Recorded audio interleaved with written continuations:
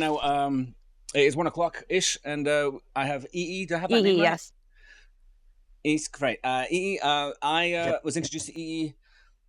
Actually, I'm not entirely sure now. I think it was through Alyssa, or no, it was also Alex and Heart Mm-hmm. Machine.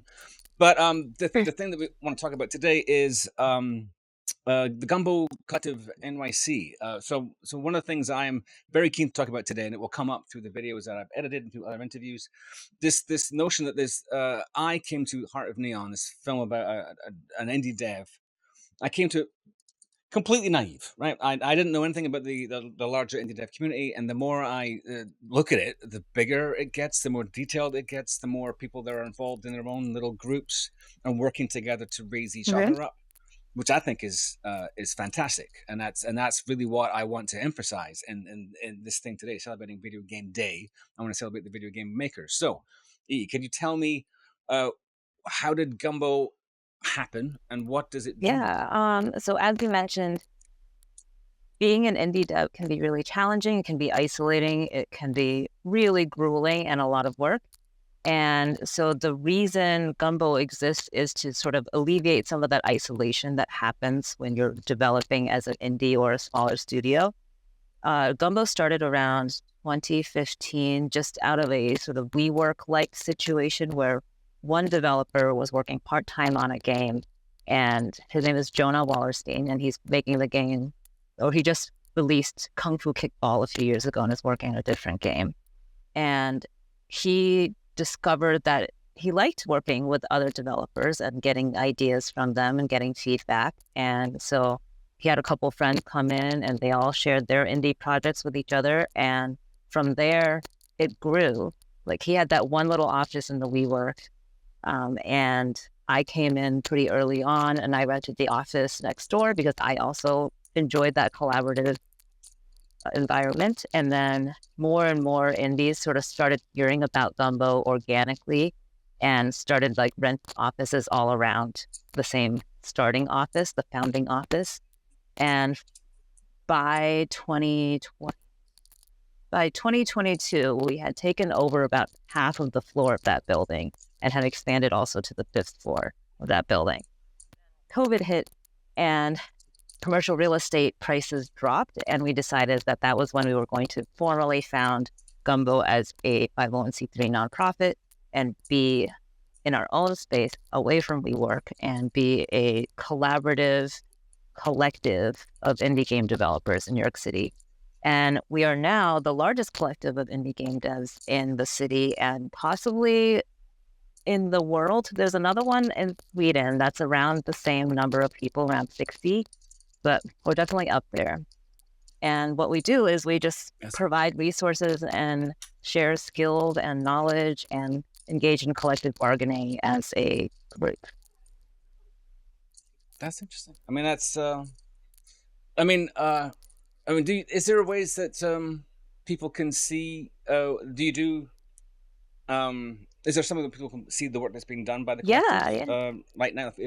So GumboNYC.org is our main website. We also have Gumbo_NYC on Instagram and Twitter.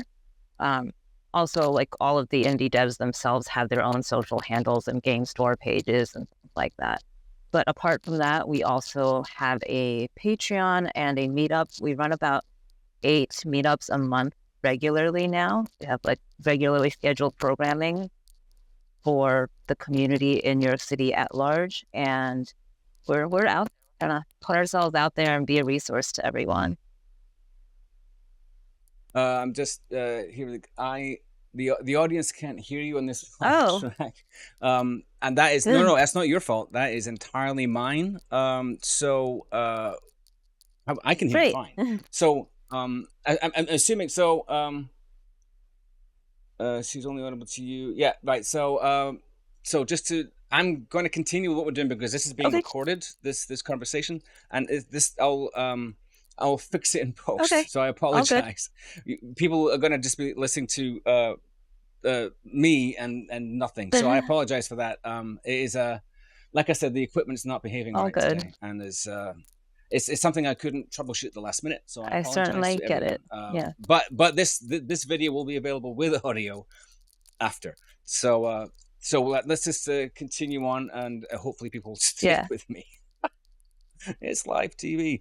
So I mean, how does how does Gumbo compare to other collectives that you're aware of, or is there like a what differentiates you apart from location? Do you think, or does there need to be I think differentiation? what differentiates us is basically a a micro effect of what differentiates New York City from the rest of the world, or from the rest of the country at least. There's just a lot of different industries and a lot of diverse economies that happen in New York City. And we see that also in games. Like everyone in New York is working on very different projects. There's not a lot of AAA involvement here or present. There's not even maybe triple I or like double A category studios here. There are just a few. And instead, what you see is like a lot of people doing innovative, experimental, like fucking weird things in New York. And I think that's part of why we exist as Gumbo and why we've been able to grow so much is because people who are doing greenfield, wonky things want to have some sort of community around them just to test out their theories and see if anything they're making is viable or interesting. Yeah. You mentioned collective Mhm. bargaining. How does that? What does that look like? What does that mean? How what's an example that you've done lately? Yeah, the main thing we do with respect to collective bargaining is like partnership with other organizations or with being able to afford to attend conventions or expos.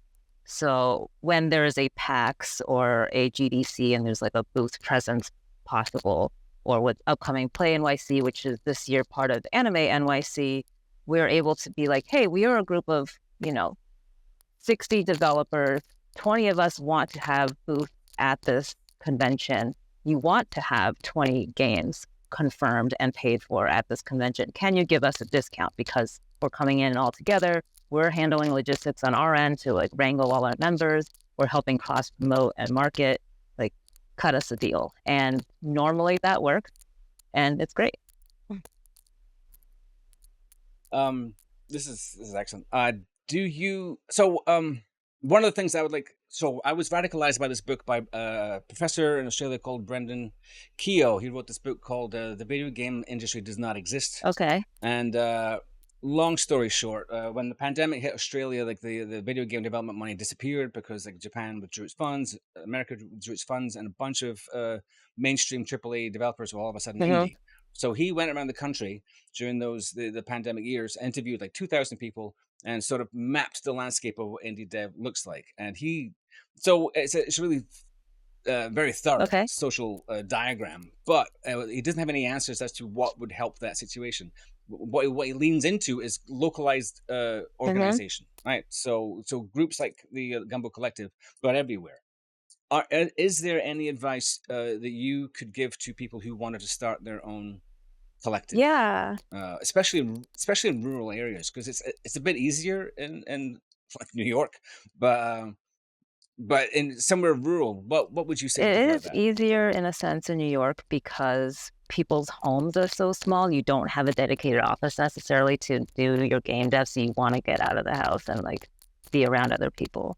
But for rural areas or for areas where people have more space and maybe tend to be more homebodies, I would say start online. Start with something that does not cost money up front and see if there is a viable community out there of people who want to engage with you on projects and reach out to them, start a Discord community, start a meetup, and do regular, consistent events and see how many people come. That's kind of how Gumbo's public-facing meetups got started. Is I put together a playtesting meetup back in 2015, and originally there were like 3 people came, and then 5 people came, and then 7 people came, and now like our events completely fill up and sell out, and we often have a wait list. So just start small, start with something that is affordable or free, and just proof of concept it and see if the market wants it. Because maybe not all markets want it. Maybe there's just like no presence in, I don't know, Mississippi.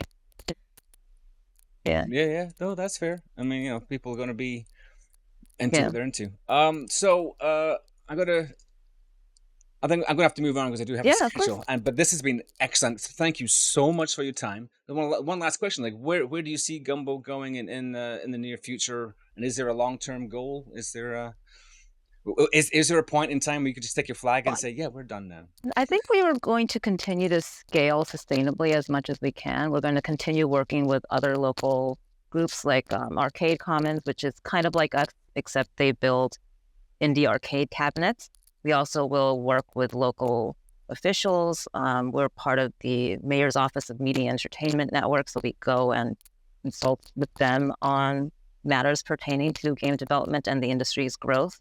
And we'll push for policies that help make it sustainable to make games in New York City, because it is really expensive to live here and work here.